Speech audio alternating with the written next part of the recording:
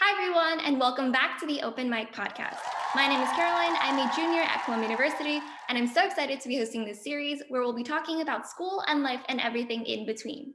Each episode will feature a new topic and a different guest, and today I'm so excited to be introducing my good friend, Stan Liao. Stan, thank you so much for being here with me today. Yeah, thanks for having me on.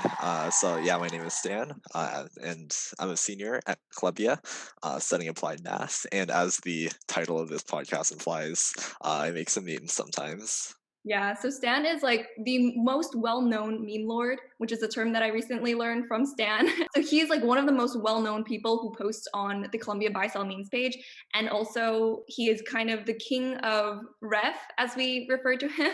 Do you want to explain what ref is? Yeah. So like, ref is a room in one of our libraries. So Butler Library is the main library at Columbia, and it's open 24/7 during normal times. Like not during this, and then so like it's there was like a weird culture developed around like its largest room, which is the reference room, nicknamed ref, because like a lot of people spend a lot of time there at a lot of weird hours of the day. There's like a Facebook page called like ref spawning at Columbia, where you like take pictures of your friends while they're in ref. I like half is encouragement, half is to like implicitly yelling at them to go to sleep. And yeah, like I ran that page for a while. Mhm. That's my nickname. Exactly, yes. And Stan, do you want to kind of tell us how you got into making memes and like posting on the Columbia meme page? Yeah. So I guess I was a very online child. Growing up, I just spent a lot of time on the internet. And then also like, I don't know, like I always enjoyed like trying to make people laugh. That's just like a normal thing. So like in high school, I'd make memes, but like it's like we didn't have a meme page, so it'd be super janky. I'd like bring up my phone and like show people, and they'd be like, haha, that's funny, or make better content, Stan. And like I feel like a big part of like learning to be funny is like and I don't think I'm that funny. A lot of my memes are mediocre. I really go for uh I really go for crowd, like what the crowd wants, even if it's like I don't think it's my best work. But yeah, like a lot of it just like it's like about being funny in general, and it's about like like trying things out and like getting pushback from people. Because I feel like you need to like tell jokes to people, and like no one laughs, and you're sitting there like, okay, that was a bad one. We're gonna try that again. We're gonna change that up. Um, Yeah. and yeah, so I just when I got here freshman year, the college meme pages were really big in like 2017 going to 2018. I think they're like on the decline somewhat now, but they're really big. In back then, and like so my senior year of high school going to my freshman year of college. So yeah, I just started like making Columbia related ones and posting them. Yeah, nice. So I didn't know you got your start so early. I thought maybe like you started like college and then you got into meme world. Yeah, I mean, I was a senior in high school, so like not I feel like sometimes you go online and there's like these like 13-year-olds posting these like deep cut, deep fried, like absurdist memes, and I'm like, you do you, kiddo. What is a deep fried meme? So deep fried meme is it's slang for like have you seen those memes that are like super grainy and pixelated intentionally? That like yeah, like their quality super ruined. That's deep frying a meme because Oh my gosh. you like mess it up so it looks weird. I didn't know that was like an actual term. That's so fun though. And I feel like a big part of making memes and posting them is you can't be afraid of like the reaction. Like you can I guess you could be nervous about the reaction, but it's like putting yourself out there in a way, right? It's like I don't Yeah, know. I mean, you have, and especially because it's like under your real name, and like you have to like be like, I feel like a big part of it is you have to like, put yourself out there and also like be comfortable with uh, yeah, people might not like it, and that's fine. Yeah, I mean like how long does it take you to make one meme? Um, it depends. Some of them are higher effort than others. Some of them I just like come up with the idea on the spot and just slap together. Some of them I like I keep in the back of my head and toss it around a few times before uh like before like realizing what works, because you're like, oh, I want to make a meme about like this thing happening, like insert like I don't know, school of campus controversy name here, and I throw the idea around in my head a little because I'm like trying to figure out like what joke to make off of it, or like what works. And sometimes that takes a little time, but that's usually like in the back of my head. It's not like I'm actively sitting down thinking about it, because it's not like I'm a comedy writer and this is my full-time job. It's just something I toss around in my head. Uh-huh. It's kind of like kind of like a political cartoon. I don't know, like you're like a satirical magazine, I, but I think it's actually like I think it's actually like a political cartoon, yeah. And like a political part cartoon, a lot of the times they're not actually that funny. They're actually kind of cringe, but you know. did you ever think of doing something like that? I've like not like actually thought about it because like my feelings about it are like I like doing it, but like I can maximum pump out like 2 memes a week, right? Like it's I'm not a very like it's not a huge like output and that like I feel like you can force creativity, but like you don't really enjoy it.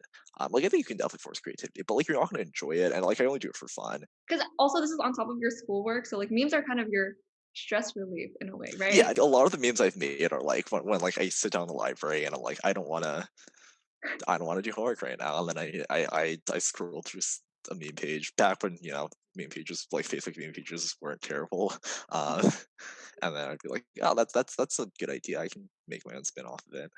I've made a few memes in ref. Usually go to ref usually when it's later in the day, and then I'm realizing that if a deadline coming up, then I really need to buckle down and.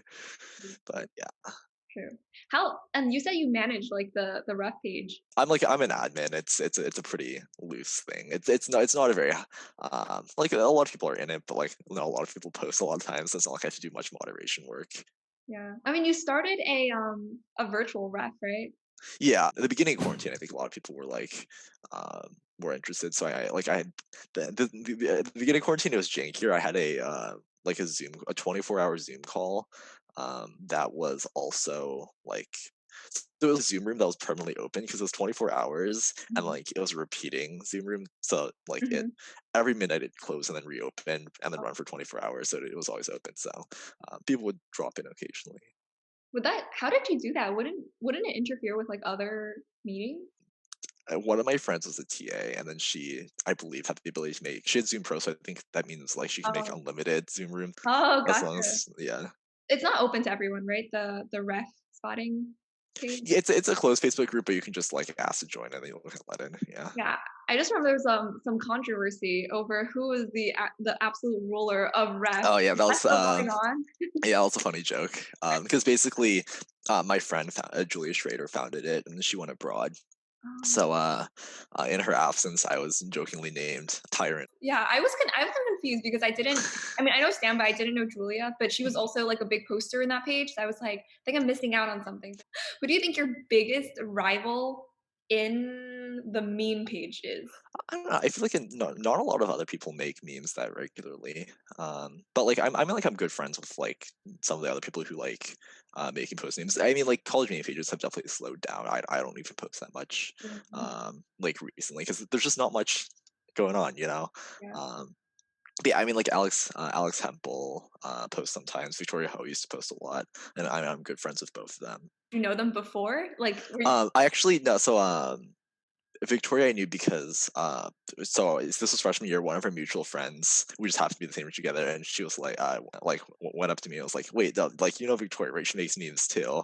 And I was like, "No, we haven't met, but like I know we know of each other." oh my god, this is so fun. It's like you're connected on a different level. It's not in the in-person level yet, but then like it's a commonality that you can bond over.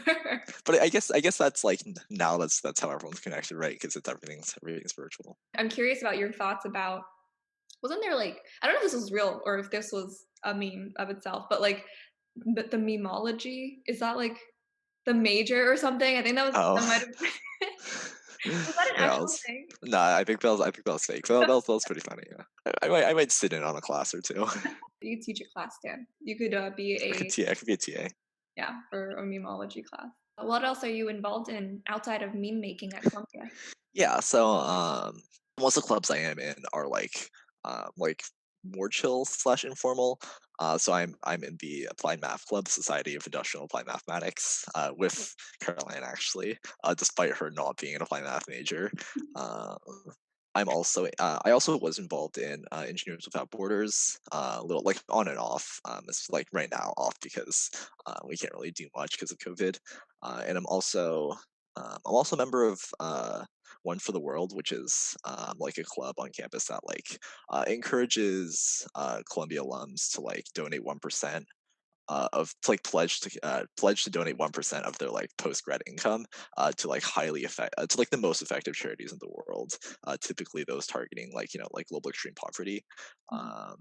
And then yeah, I'm like loosely involved like a lot of different clubs, and like loosely involved as in like like I tell myself that I want to join, but like I never like find the time to, so you just functionally end up showing to one meeting a semester, and I'm like, hey guys.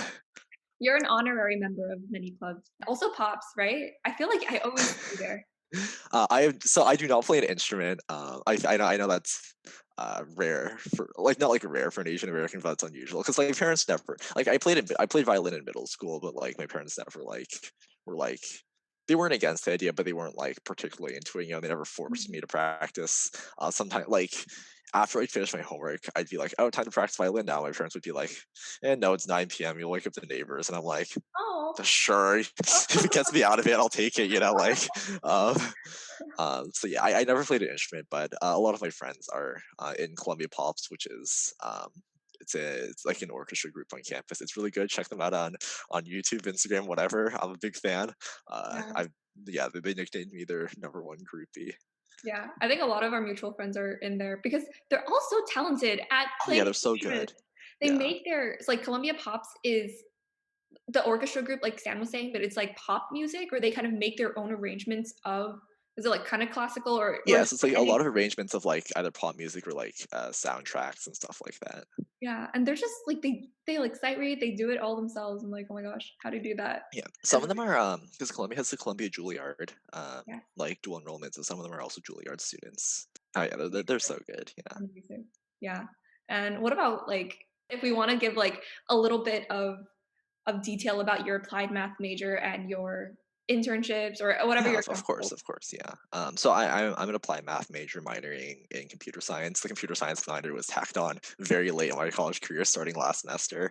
But yeah, so like going to college, I was actually pre med at the beginning, or was like considering pre med at the beginning of college. I ultimately decided not because I realized like I don't like these classes. Like they're like fine, but like um, I don't want to do this for like 8 years of my life.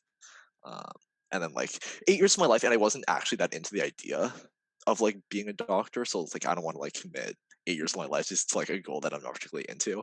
Mhm. And then yeah, so for apply math, like I always like generically like math. And then yeah, it was like it's a very chill major in that like it doesn't have a lot of like hardcore requirements. A lot of like the classes are like elective classes, and like the boundaries for what's a technical elective are very broad.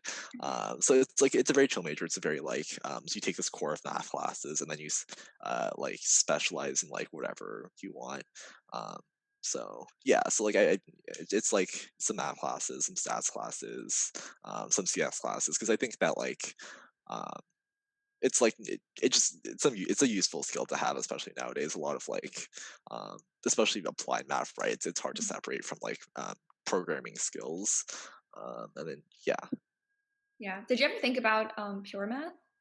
pure math. So I'm in engineering school. We don't have pure math. I may have considered that growing up, and like I think it's really cool. And I've taken some pure math classes, obviously, because it's the majors aren't that different.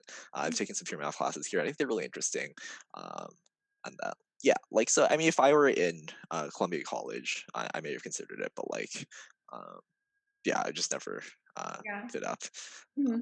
For pure math as a career, I guess like that's super intense. I could never do that. I could do a math minor, like a math major undergrad, and just go into industry the like same like the normal way, Mhm. uh, like after college. But I could never do grad school for math. That's super intense. It's like super hardcore proofs, like the big brain necessary to be able to do those. It's beyond me. Uh-huh. Is pure math usually like academia, just like going into academia? So pure math, like so some people, if you get your PhD, there's definitely a lot of spots in academia. People will still go into like industry though from like after they're getting their PhD in math. And by industry, um, I mean actually a lot of things. Because like math PhD is like it's just like it's like a generic like okay you're really smart and you're like good at thinking through things. And it's like a lot of them end up in like I know like tech snaps tech snaps up a lot. A lot go to finance. A lot just go into like other stuff. Yeah.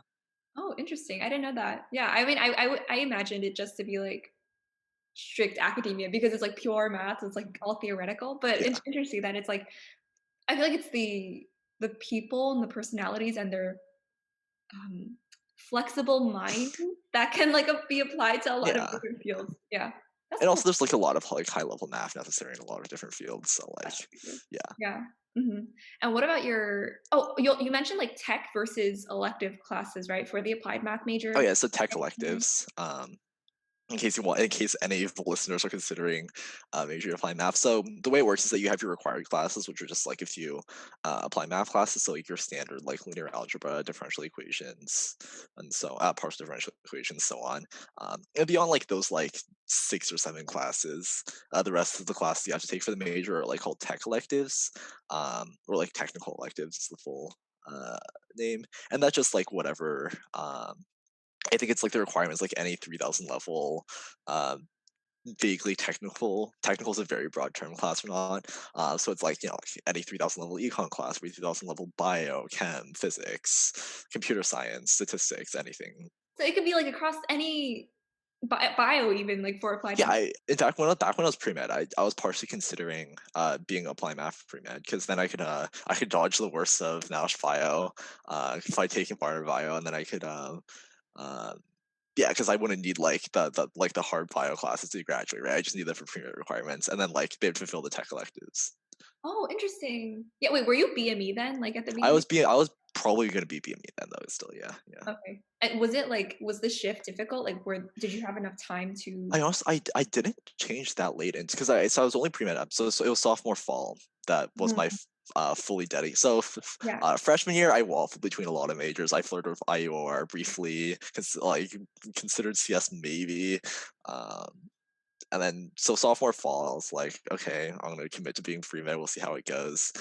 So I really only took like 2 classes bio and orgo that I had to take Mm. that like weren't applicable at all to the rest of my college career. The rest were like linear algebra and physics 3, which for some reason I have to take for applied math. Well, the reason is that applied math is in the same department as applied physics, so I think they just copy and Mm. pasted the requirement, which is fine. But Mhm. yeah, it wasn't too hard of a switch. If I had like dragged on longer into my college career, it definitely wouldn't have been hard. But like if you like sophomore fall, like it's mostly just like I wasn't like it wasn't that drastic of a shift, right? I was changing from like it was like a pretty big shift, but it was like and your GEs, especially in engineering, right? You're just knocking out generic sciences, generic math that like most engineers have to take regardless. Right, yeah. Because usually first year I guess for Cs and CC, it's like they have a little bit of, like, more of a common classes that you have to finish, Yeah, and then you yeah. can move on to your major specific ones. Yeah, because it's like, oh, every engineer has to take multivariable calculus. It'd be weird. It's in any major if you hey, every engineer has to take chemistry. And for some reason, the CS majors like to complain about that one. Every engineer has to take physics and so on. And what about your internships? Or Yeah, so like after freshman year, I was still heavily considering pre med, so I worked in a lab. Also, because honestly, um, the thing about early college internships is that after you finish your freshman year of college, you don't really know much.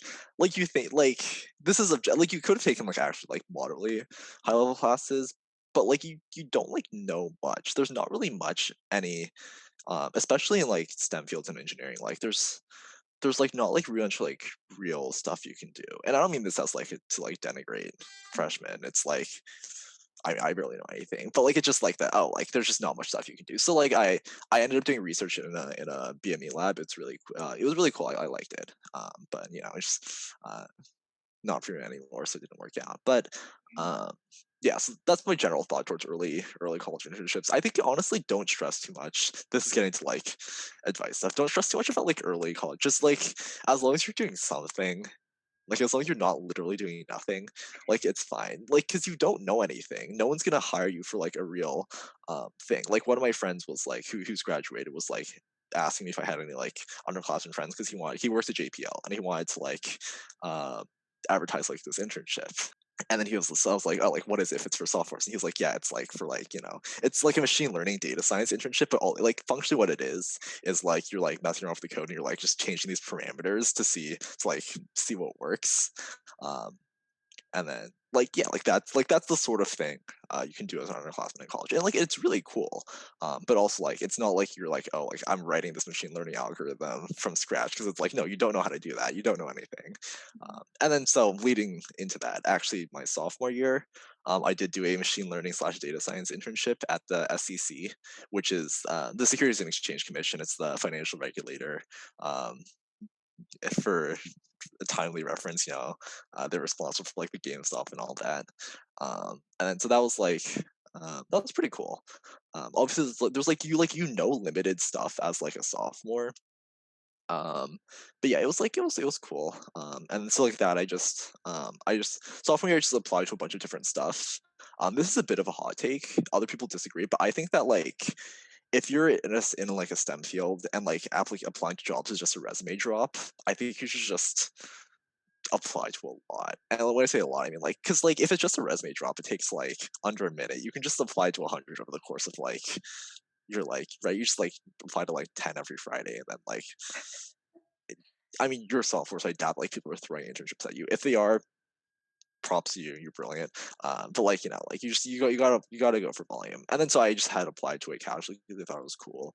I was like, for the meme, it's the SEC dab on Elon Musk. Yeah, so that was cool. And then junior year, I I applied a lot of stuff. I worked at JP Morgan, the internship. That was weird.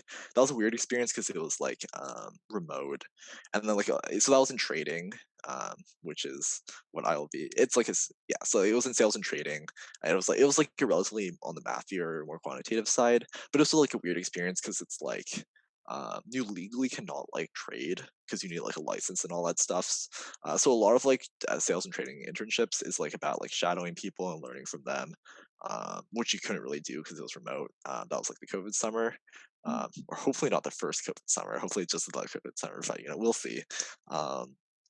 And then yeah, so that was like it was a weird experience. It was like fine, but like it was just weird. And then after graduation, I'm going to be working in prop trading, which is a little different at Optiver, Classic. which is like mathy finance stuff. Uh, I can't explain, but I don't think I do a good job of it. So Google's out there, folks.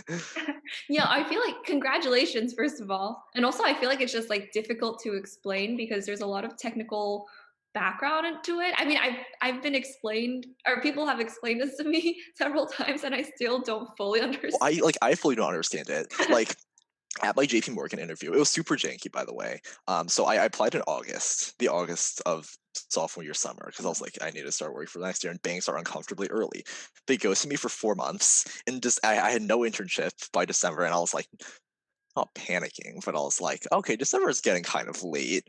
And then they sent me an email on like reading week, which is the week before finals week. That's like, hey, do you want to come in for a final round? And I'm like, I literally have not done any. Like normally banks do like 5 intermediary rounds. I've done 0 of them. I did like the fake AI video. So like a lot of banks do like this weird thing where they have like an AI interview you. So you just record. So it's not a real AI. So you record a you can like click on this website called HireVue, and then you just record a video interview of yourself answering questions, and they have like AI analyzes it. And it's like I did the HireVue, and then like they ghost me, which was like, and then they get back to me like, do you want to come for final round? And I'm like, they definitely underhired, and they're definitely scrambling to make up for it, but I'm not complaining. Yeah, so I go there, and then like one of the questions the guy asked me is like, do you know what they do trading at a bank? And I'm like, that is it's a good question. It's a good question.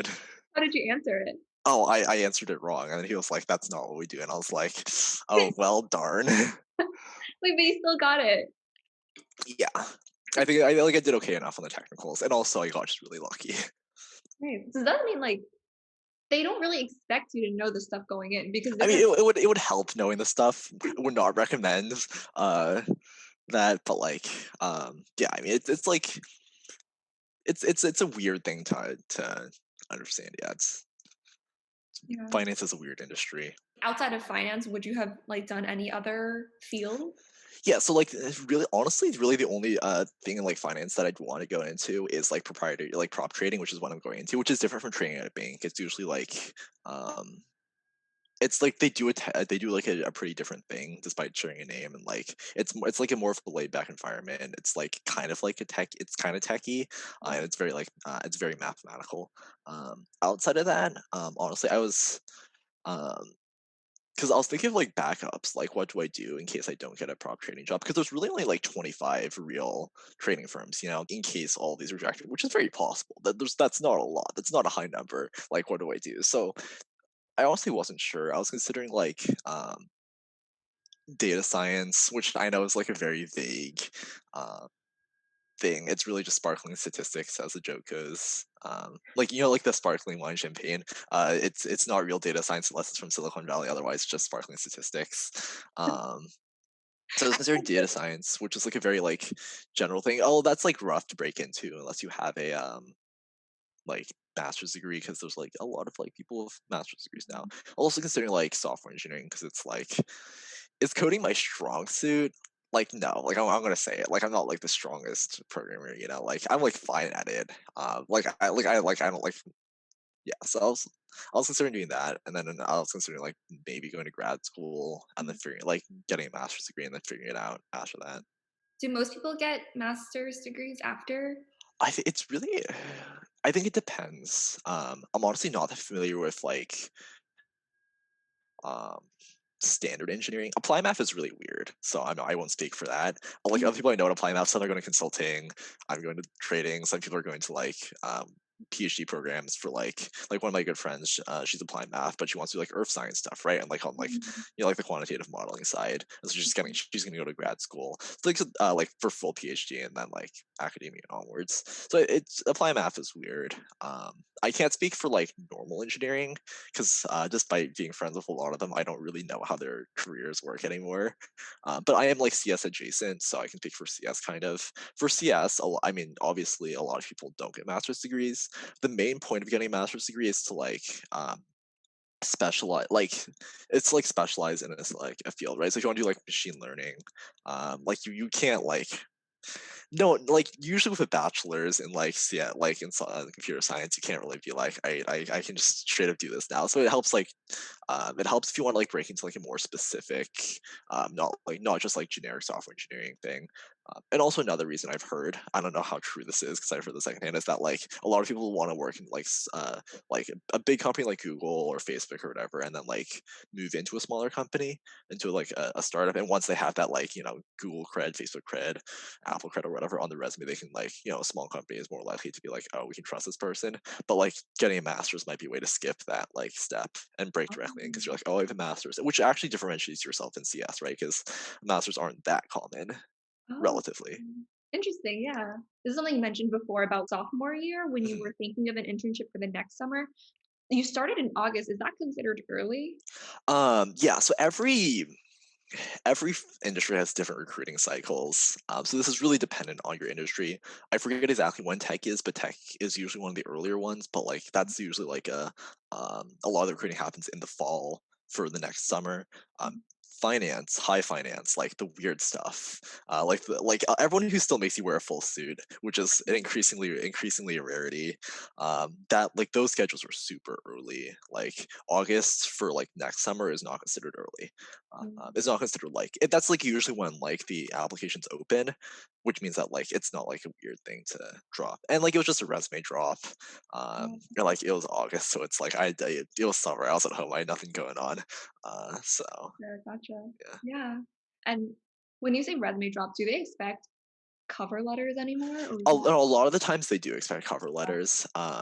I am not gonna lie, pretty lazy about my cover letters. I can't believe this is going there for everyone to see. I'm not like lazy, but like I mean, you have your cover letter template, and then which is like talking about yourself, right? Mhm. Because like the thing about yourself isn't going to change. Like you're not like presenting a completely different face for every firm, and then you like adjust it for like each individual firm, like why I like you specifically. Um, so like I don't write up like a new cover letter for it every time. I like modify it, which takes like 10-15 minutes, or like maybe a little more than that. But like it's not like a long, and Mhm. like but honestly, a lot of technical roles like don't require a full cover letter. Oh, or like don't require a cover letter at all. Like, they might say it's optional. If it's optional, you should probably do it at the end of senior year. Like at the end of the last recruiting season, senior year, after I had like got like I started getting lazy, but like yeah. So usually a lot of times they do require cover letters, but like I'd say as advice, like don't treat it as an obstacle. Uh, it's gonna be really corny if I say treat it as an opportunity, so I'm not gonna say it. But like it is good because it's like if you just like write it, that's gonna filter out a lot of people, right? And like if you have like a cover letter written already, right? You modify it to fit this exact position, and then just don't get filtered out by that part. You know, like it's fine. Writing cover letter is not that hard. You write your one cover letter, you adjust it, and you go on with your life. okay. That's good advice. I feel like that's just working smarter. Yeah, because it's like, I mean, they don't expect you to write from scratch a whole new cover letter, right? Mhm. They're not gonna be like, I want, like, it's not like this. Like, I know for like fellowship, sometimes they want you to like write your own essays, in which case it's like, okay, yeah, you have to write your own personal statement or whatever. But like, it's not a personal statement. It's just, please hire me. Please, please hire me. That's your It's like this is what I'm good at. This is why I like you. Please hire me. Like that's, and this is what I'm good at doesn't change. Please hire me doesn't change. So like, uh I think we were talking before about your like post undergrad. Do we call it post grad if it's post undergrad? Is that I different? you can call that because you're like graduating. I mean, Post grad. post grad. Yeah, Post I don't know. graduation. I don't know how the words go, man. Yeah. And you mentioned that you were like moving to Chicago. Is that Yeah, right? moving to Chicago. Are you excited for the move? Yeah, I mean, it's gonna be cool. I do like New York a lot, and I'm gonna be sad to leave, but we'll see. I also like so much stuff is up in the air right now because like, so like I don't even know like exactly when I'm starting or like if we're gonna start virtual or not. So we'll see. But Yeah. yeah, I mean, it's been cool. It's a cool opportunity. Because you're from Cali initially, right? Yeah, I'm from California. I'm not excited for the winters. That part I'm not excited for. Yeah. Like New York winters are hard enough on me alone. You know, like I yesterday that was bad. You know, the snow. Yeah.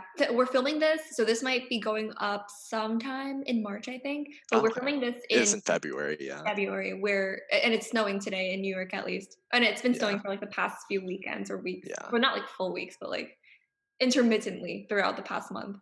So yeah, we've gotten a lot of snow. yeah, yeah. Chicago is gonna Do you? be. I mean, do you like the snow? I do. I mean, I like. It's pretty, but then like when it gets all Yeah, slushy, it gets slushy. Yeah, yeah, you know, like that's what. I because like this is the first time I've lived in a prolonged period in a place which has like snow, and I'm like, wow. The first like every time the first time I see snow, I'm like, wow, isn't that pretty? And the second time I see snow, I'm like, why is it on the ground? Why is it like gray? I thought snow was supposed to be white, Yeah, not like yeah. this weird color. I was talking with Lulu, who is a CS major and sees. You might know her. She's also Yeah, from yeah, California. yeah. No, I know her. Yeah, Yeah. she's from the Bay Area, right? Yeah, Yes, I think so. And we were just talking about snow too, because like the difference, like the big difference between California and New York is like the weather. She never owned like an actual winter coat. I did not own a winter coat. Yeah, absolutely. Mhm. Which is so in LA, it gets super during the winter. It's super cold in the mornings, but then like it warms up to like 75 degrees in the afternoon. So like like everyone would just like wear like light jackets and like suffer through the cold for like in the walk, just like walking from like their like cars to like school itself, and then like yeah. Their cars to school. Uh, Yeah, walking from like that little yeah, you suffer through like 10 minutes of cold, and then you call it a day. Yeah, yeah. I never owned like a real winter coat until Do you like New York? I mean, it's gonna be hard. Like, do you like New York or Cali better? I don't know. It's a hard. And they're very different. I also lived in like a suburb of Mm, California, so it's definitely a different experience. I right. definitely like living in a city, especially like there's the joke that like New York is the only real city in America, which is I can see it. That like it's nice living in a city where like there's like public transit, which is really nice. There's like a lot of amenities to living in a city. You're living there now too, right? Yeah, I'm in New York right now. This is my college dorm. Yes. Wait, which one are you living in again? I'm in Watt right now. Okay. And what is that like known for? So what is it's like it's during a normal year it's like a mixture of like doubles and so studio doubles, which is two people to a studio apartment basically. Uh two bedroom suites, which are basically two people in a two-bedroom apartment, and then like studio singles, which are the rare few for extremely lucky seniors. So because of like COVID guidelines, I have a studio that is now a single because they can't put two people in the same room, so I lucked out. Wow, that's nice. And where, like, what street is it on? Yeah, so Watt is on 113th Street, and it's closer. It's between Broadway and Amsterdam, but it's closer to Broadway. Oh, that's nice. That's a nice location Yeah, because the main entrance for Columbia is on 116th, and then, like, the dorms are just, like, I don't know how many block radius, but it's just very close around it's the in like a 2 block radius. Yeah, like yeah. at a U shape around. Like, yeah. Yeah. Oh my gosh, Stan, I was gonna ask you where you because we're choosing housing now Mhm. for like rising seniors and just like rising undergrads in general. But Yeah, I yeah. was gonna ask you where you were gonna live next year, but you're graduating. You're gonna be in Chicago. Where are you gonna live next I year? don't know. So we were trying to figure out like groups, Mhm. but like, and I didn't know housing registration was coming up so soon. But I think I'm gonna go for a single in somewhere close to campus. What did you think about Wien? Wien was good. I so Wien is for those who don't know, it's on like the eastern edge of campus. It's an older building. It's most known for having sinks in the room, but it was renovated recently, like a couple years back, and it's pretty nice. If you have a east facing room, it's a great view because it's like it's so Columbia as a whole is on like Morningside Heights, which is a hill, and then Wien is on like the eastern tip of that hill. So like if you're on a high room facing east, you're on top of the hill and on top of a high building, and you get like a view eastward into the city. So that's so yeah, Ween's pretty solid. I always thought like the things would be really nice and convenient. I Oh, feel it's definitely super convenient. Yeah, yeah, yeah. that's true. I may go for Wien then. We'll see. I mean, we'll see how things turn We'll out. see how things turn out. Yeah, there's Mhm. so much stuff in here that like yeah. Yeah. Do you have any advice for people who are either in college now and going on the route that you're going, or applying to colleges and waiting for college decision? Yeah, I think for applying to college, I know this is an immensely hypocritical coming from me because I am at Columbia, but like honestly, I say don't stress about it. Like it's college admissions are a very weird and arbitrary process, and like don't stress about things that are out of your control, right? And like I think like it matters as much as like once you get to college, like trying to do a good job. Um, as much as like like where you end up going. Mhm. So yeah, just like don't stress too much about the admissions process. Obviously, like try your best, but like I mean, I got lucky coming here. Like I'm not gonna pretend like I did something like amazing that like guaranteed me admissions. Like no, I threw my app and I got lucky, and like yeah. So you just try to do a good job, and then just try your best and just don't stress about stuff out of your control. For people in college, I don't really have so much like my track advice because my track is like weird and specific. But like I think my general advice is like something I definitely regret not doing is like um, I'm a very indecisive person. It's not a good thing to be indecisive, or like it's like fine, but like you have to make decisions sometimes, right? Like don't if you like try to keep too many options open at the same time, that means like you're like implicitly closing yourself off to stuff. Like no decision is make a decision to do nothing.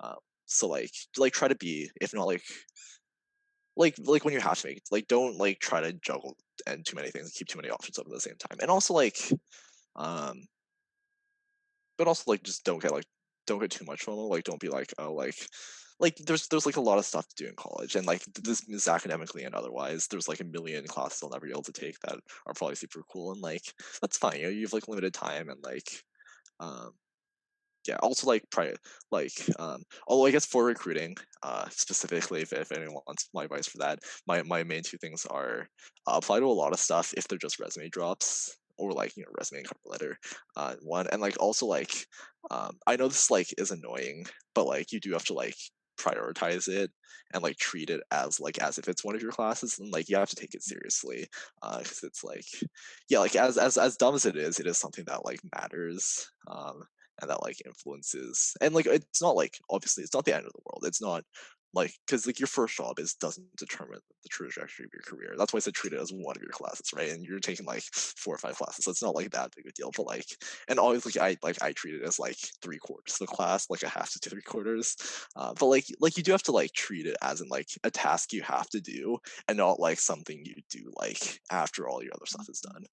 But Uh, also like don't stress too much about it in general, just try your best, but like don't stress about things out of your control. yeah, that makes sense. And on the podcast, we always end with like a speed round of Columbia, or if it's a Columbia podcast, and we end with a speed round of Columbia questions, Columbia specific questions. So, first question: What is your favorite dining hall on campus? Either Ferris, JJ's, or Hewitt. I know I said three, but I also said I'm indecisive. I can't. So why for each? Like, what is it? Ferris is always during a good standby. It's always decent, you know. Ferris is always decent. Hewitt, in case you want to feel healthier, you head over to Barnard and like they have like more vegetables. And then JJ's is, you know, for the glorious late night. You're tired, you're very hungry. It's, you know, you go to JJ's and then yeah, it's a great it's a fun experience. Mhm. Okay, second question. And I guess I'm gonna take Butler out of this because I mean you'd be biased because you were prior a rep. What is your Mhm. favorite library to study at Columbia? Favorite library? Oh man, this is hard. But I am partial to NoCo. NoCo is like it's a solid library. Is that second to Butler then? Um, I don't. I like a lot. I honestly I like like all the libraries fit different moods, you know, because Mhm. it's like because NoCo I like on a sunny day because it's big windows and you go there and like you know you get the sunlight, which can be rare at times. But yeah, like different libraries for different times. Like if it's dark out, I'll sometimes go to like East Asian or social sciences because those like don't really have big windows, so like it's dim anyway. So yeah, depends on my vibe. But I mean, Noko's always a solid library because it's large, it's well lit, Yeah, it's nice. It's very clean. nice, it's Very, clean. very It's a very clean modernist vibe. Yeah. exactly. Yeah. Shake Shack or Five Guys or Chipotle? Um, Chipotle. Really? I mean, this is because I have a personal grudge against Shake Shack and Five Guys for not being in and out. So I know, Californian. Okay. Next question. Have you ever found the hidden object under alma mater's Yes, logo? I found the owl. You gotta look for the back. Like, um, if this cuff is Alma, and then you gotta look like right here, and like Oh, the left okay. back side, Okay. looking Wait, towards the center. when did you find it? I think I found it during NSOP because they made a whole big deal of like find it, and then my entire NSOP group was like, "Oh, I found it," and then we were like, "Okay, that was harder. That was like easier than I thought it'd be." I never tried looking for it. I talked with my other podcast interviewees about this, but I'm gonna try to do it if we go back for my senior year.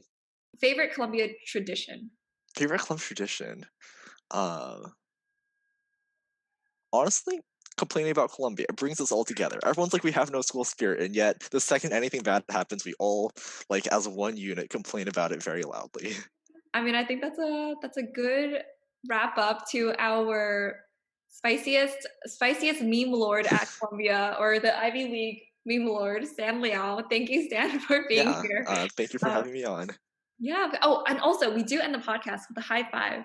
So it used to be like we actually high five virtually Mhm, like this, but then I think yeah. it's easier if we just go to the camera. Okay, ready? Three, two, For one. what? Clap. Okay, yay! All right. Thank you everyone for joining us on this episode. If you enjoyed it and you're watching this as a video podcast on YouTube, then please make sure to like and subscribe and comment down below what you'd like to see next. If you're listening to this on any other podcast streaming platform, then make sure to give it a like and follow as well. And thanks again, everyone. Thank you, Stan. And we will see you in the next episode. Bye. Yeah.